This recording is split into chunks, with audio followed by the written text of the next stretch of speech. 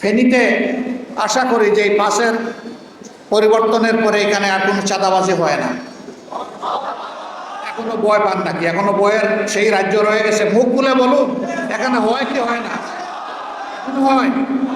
দখল বাণিজ্য চলে, মামলা বাণিজ্য চলে। আমি আমার ওই সমস্ত ভাই এবং বন্ধুর কোনো দলীয় পরিচয় জানতে চাই না, কোনো ধর্মীয় পরিচয় আমি জানতে চাই না। আমি বলি, সত্যিই যদি বাংলাদেশের নাগরিক হন, সত্যিই যদি দেশ এবং মানুষকে ভালোবাসেন, প্রিয় বন্ধুরা, মেহেরবানি করে এই অপকর্ম ছেড়ে দিন। যদি এই অপকর্ম অব্যাহত রাখেন, তাহলে এটা হবে শহীদের রক্তের প্রতি সুস্পষ্ট বিশ্বাসঘাতকতা। আর এই যে এখানে অসংখ্য আহত পঙ্গু ভাইরা বসে আছেন, তাদের প্রতি হবে বিদ্রুপ। আপনারা এখান থেকে সরে আসেন, যে বা যারাই হোক। আমি চিনি না, আপনারা সবাই চিনি। তাদের প্রতি আমাদের বিনয়ী অনুরোধ।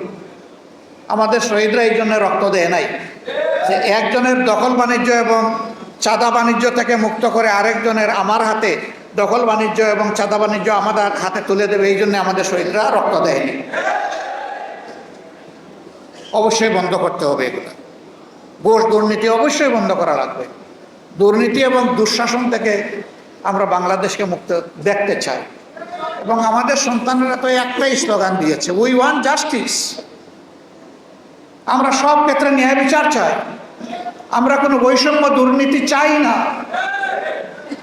আমরা একটা সাম্যের বাংলাদেশ চাই। আমরা একটা মানবিক বাংলাদেশ চাই। আমরা দুর্নীতি দুঃশাসন মুক্ত বাংলাদেশ চাই। আমরা আমাদের এই সন্তানদেরকে কথা দিচ্ছি, তোমাদের এই স্লোগানের বাস্তবায়ন করতে গিয়ে তোমরা জীবন দিয়েছ, এখন পরবর্তী দায়িত্ব পালন করতে গিয়ে যদি আমাদের জীবন আল্লাহ কবুল করেন, আমরা প্রস্তুত।